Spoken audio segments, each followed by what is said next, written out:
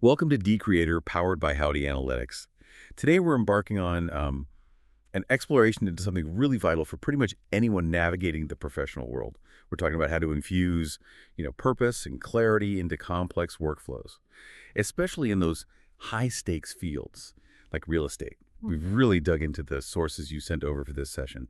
It's a fantastic guide for real estate pros called Creator Flow, Mastering Meaning and Mechanics. Exactly. And our mission today really is to unearth the core insights from that guide. These are the kinds of insights designed to help you not just dodge burnout, but really clarify those complicated deal mechanics, things like taxes, inspections, commissions, all that stuff, and also how to build that solid client trust through, well, genuine transparency, spotting hidden hazards before they blow up, and crucially, anchoring every transaction in a deeper meaning using simple, repeatable rituals. And like you said, the examples are from real estate, but honestly, these principles, they apply broadly. Anyone feeling overwhelmed, maybe a bit disconnected from their professional why, this is for you. Yeah, it definitely seems packed with real-world examples and strategies you can actually use, which is exactly what we need. But I think to really apply them, we first have to tackle what often feels like the uh, the biggest, quietest challenge, even when you're working incredibly hard. So let's kick things off with this concept the source calls entrepreneurial nihilism. It's that sort of hollow feeling, right? Or questioning your worth, even though you're putting in massive effort. It pops up when maybe deals fall through unexpectedly, or you feel disconnected from the actual impact you're having day to day. Or maybe your work just becomes relentless routine. It's that quiet, nagging question under it all. Does any of this, really matter? hmm And naming that fog, as the source calls it, is just so crucial because once you put a name on it, you can actually start to step through it with intention. Think about the story of Sarah from Cleveland. She had one of those brutal years. 3 deals just tanked. A buyer ghosted her. Another client. Seemed impossible to please. Her confidence was, understandably, shot. She was seriously thinking about leaving the field altogether. But then, almost by chance, she stumbled on an old testimonial from a young couple she'd helped years back. And it said something like, "Thank you for guiding us. We didn't just buy a house. We built a life. You made that possible." Wow, that simple sentence. It was her turning point. Sarah realized, wait a minute, she wasn't just moving property, she was creating safe spaces, helping people plant roots, building community. The impact was real, deeply real. She just hadn't been seeing it through the daily grind. And this clarity, it didn't just bring back her motivation, it actually led her to rebrand her whole approach around that deeper why. Less about flash, more about heart. And that shift, it brought in a whole new wave of clients who really got it, who valued that human-centered approach. It changed everything for her business. That's incredibly powerful. It really shows how vital that why is for pulling us out of that nihilism fog. But I wonder, for someone who's really stuck in that feeling, how do they even start that reflection exercise the source suggests? Is there like a common mental block or a way to make it feel less like homework and more like, well, real insight? That's a great question because, yeah, it can feel like just another task when you're already feeling swamped. The key, I think, is to make it super accessible. Don't overthink it. Just maybe take 2 minutes. Recall a moment you felt genuinely effective or proud in your career. Could be anything. A specific closing handshake, a message you got, that look of relief on a client's face. Then, like the source says, jot down 3 things. Who did you help? What made it meaningful? Why did it stick with you?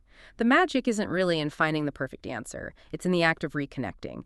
And then keep that little story somewhere visible, in your planner, on your monitor, whatever. Revisit it when things feel heavy or you're unsure about your direction. It's like you said, an anchor, not an assignment. I love that framing, an anchor. Yeah, because once you have that anchor, the practical steps start to feel a bit less daunting, maybe. And speaking of practical, let's pivot a bit. Let's get into those not so glamorous terms, but the ones that are absolutely key for building trust and protecting your reputation. In any field, really, but especially real estate. We're talking taxes, inspections, negotiations. This is where deals often live or die, right? Oh, they absolutely are. Take property taxes. The source mentions Ohio, around 3.9% of annual income for first-time buyers. That can cause serious panic if it's not laid out clearly. So Lisa, an agent in Dayton, she noticed this was a constant stress point. What does she do? She started hosting free weekend workshops, not just to soothe nerves, but to actually empower people. She broke down the tax implications using local income brackets, gave realistic monthly estimates, even used visual guides comparing counties, by basically demystifying this dense tax code, turning it into a clear roadmap. Well, she didn't just ease worries, she built incredible trust, became known as the agent who educates, not just sells. The lesson there isn't just being a supportive teammate, it's about turning anxiety into trusted expertise. Then you have inspections, real deal shapers, and potential trust builders, too. Think about Maya, an agent in Cincinnati. She had this charming but century-old listing. Instead of just waiting for the buyer's inspection to maybe uncover problems, she proactively hired a structural engineer before even listing it. And sure enough, the engineer found some foundational cracks. But what's fascinating here is how bringing that potentially negative truth out early, it actually speeds up trust. It's kind of counterintuitive. It shifts the whole dynamic, right? Instead of the buyer feeling like they have to discover problems, Maya empowered them with full info right up front. She showed the report, helped them factor repair costs into the offer, got praised for transparency, and the house sold at market value, no drama. Because that whole fear of being misled was just gone. Turns a potential problem into a moment where you build trust. And finally, negotiations. These aren't battles, right? They're conversations. And empathy almost always wins out over ego. John, a Chicago agent, was representing a buyer. Inspection finds roof issues. Buyer wants $7,500 in credits. Seller pushes back hard. Instead of escalating, John calls the seller's agent, acknowledges their point of view, calmly explains his client's concerns using facts, respectful language. He even offered some flexibility on the closing date. End result. They settled on $5,000 in credits and a closing date that worked for everyone. The lesson there is so true. Deals don't usually fall apart because of the problems themselves. They fall apart because of pride. Respect is what holds it all together. That pride over problems thing, so true. I've seen it happen. Deals stalling, not over big money, but because someone just wouldn't budge on some tiny point. That's almost funny, isn't it? Okay, building on that, let's address the commission topic. Always a bit nerdy. This seems like another place where that proactive clarity is absolutely key to preventing conflict and building trust. It absolutely is. Most clients, let's be honest, don't fully get how agents are paid. And agents sometimes maybe inadvertently avoid the conversation until it's too late. But transparency here, it's your best friend. In a market like Chicago, the source mentions the multi-board contract 8.0, Section 4 specifically. It's critical. It's often where newer agents, or frankly even experienced ones, can miss a crucial detail: who's actually paying the buyer's agent commission, seller or buyer. Missing this isn't just about a fee, it's about potentially blowing up the deal right at closing over a dispute. So the flow tip here is super simple. Before you pop the champagne on a signed offer, just double check that clause. Send a quick note to your client, hey, just confirming this section, here's how your agent fee is handled. Plus, takes 30 seconds, builds instant transparency. We saw this play out with Alex, a newer agent. Poured 80 hours into his first deal. Gets to closing, no commission. Why? Seller hadn't agreed to pay the buyer's agent, and he hadn't confirmed it. Ouch. Painful lesson, but it completely changed his whole onboarding process. Now, he proactively walks every single client through commission details before they sign anything. It really makes you ask, right? Are you laying a solid foundation, not just for the deal, but for the relationship itself? Mm-hmm. And that solid foundation, it isn't just contracts and fees, is it? It extends to how we ethically and effectively engage with potential clients right from that very first touch point. Which brings us to an interesting area: lead tracking. Exactly. Platforms like Zillow, right? Yeah. A buyer tags you as your agent. You get notified about every home they save or share.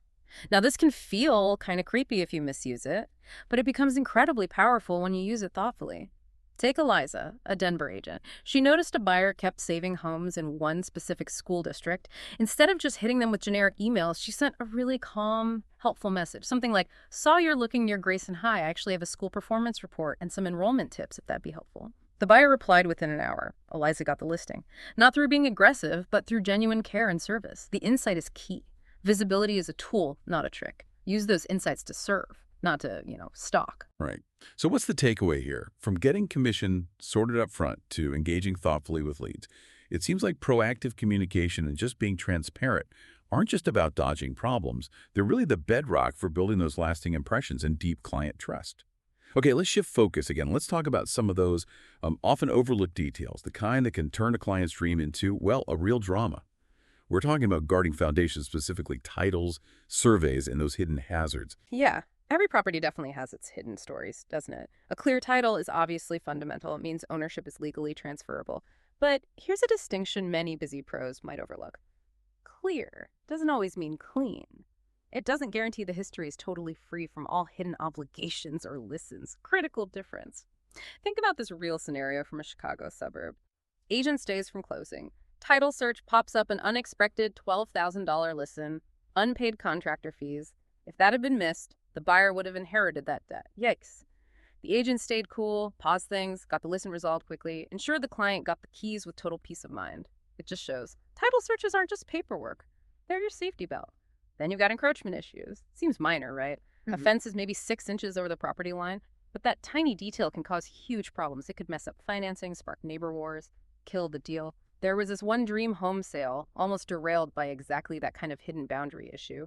But a proactive survey caught it. The seller agreed to adjust the boundary, offered a credit for the fence rebuild, avoided major delays and legal fights. And it's so important to treat that surveyor's report not just as technical jargon, but as a storytelling tool. When you're going over it with a client, you're not just reading facts. You're communicating, look, I've done the homework, you're safe here. Oh, so an agent might explain something complex like, see this drainage angle, that helps protect the basement. Or, this setback line gives you space for future landscaping. It conveys integrity and thoroughness. That's a really big shift in perspective, actually. You're there to shine a light on these potential issues before they become expensive headaches. It totally changes your role from reactive to proactive and builds huge confidence with your clients along the way. Yeah. Okay, we've covered a lot of the mechanics, the how-to, but what really turns those mechanics into momentum, into real progress? It seems to be the meaning behind them. And this is where the source introduces rituals. Rituals that shift your energy from just, task-driven to genuinely purpose-led. Momentum, as the source really emphasizes, doesn't just come from constant hustle. It comes from an aligned daily rhythm. That's absolutely right. When your actions consistently connect back to your core values, your work feels less transactional, right? More transformational. A simple morning deal flow ritual can be a total game changer. Before you even touch your inbox, just take 2 quiet minutes. Use this journaling prompt. Today, I helped client name by insert a core value, like clarity, safety, community. My success is measured by impact metric, maybe save dollars, reduce stress, clear decisions. So, for example, an agent named Sasha used this. Today, I helped Sasha by creating safety in her decision to downsize. My success is measured by reducing her overwhelm and showing her calm options. It's a simple ritual, but it grounds you. Anchors your energy and service right from the start. Then there's the weekly reset using a Flowcard and Reboot Script. Because let's face it, not every week feels super productive. Some feel foggy, scattered. The Flowcard is like a quick emotional GPS. Imagine a simple physical card on your desk or just a digital note. It helps you name your current season. Maybe it's negotiation fog or client communication overload. Just putting a name on it helps. Then, once you've named it, you use the Reboot Script. It's a fill-in-the-blank ritual. Prompts like, this negotiation feels because or my client needs me to show up with today. The goal isn't perfection, it's just consistent recalibration, checking in with yourself. And finally, the clarity stack. This is a powerful 3-part tool specifically for closing. As you get near the finish line, don't just focus on the paperwork. Use this to deepen the moment for your client. Part 1, origin. Why did this property really matter to them? Fresh start, healing move, foundation for family. What was the core reason? Part 2, message. What's the one core truth you want your client to remember about the process or the home itself? Like, this home is safe, solid, built to last, or this journey showed us resilience. And part 3, offer. What's your role beyond the deal? Hey, I'll be here for any follow-up questions, no matter how small, or consider me your go-to resource for home stuff. This turns a routine transaction into closing with real, profound intention. Wow. Those sound like such simple rhythms, but yeah, absolute game changers. They really seem to transform not just the transactions themselves, but the whole feel, the essence of your work. But for someone listening, maybe thinking, okay, this sounds great in theory, but how does it actually, play out?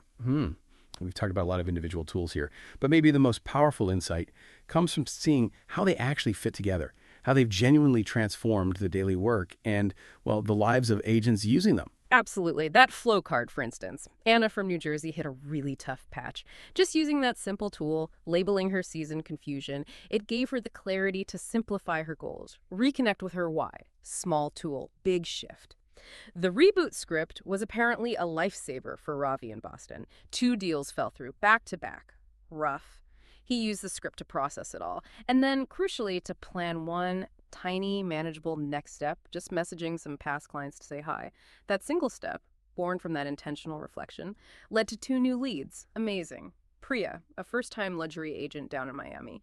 She used the clarity stack to make a closing truly memorable.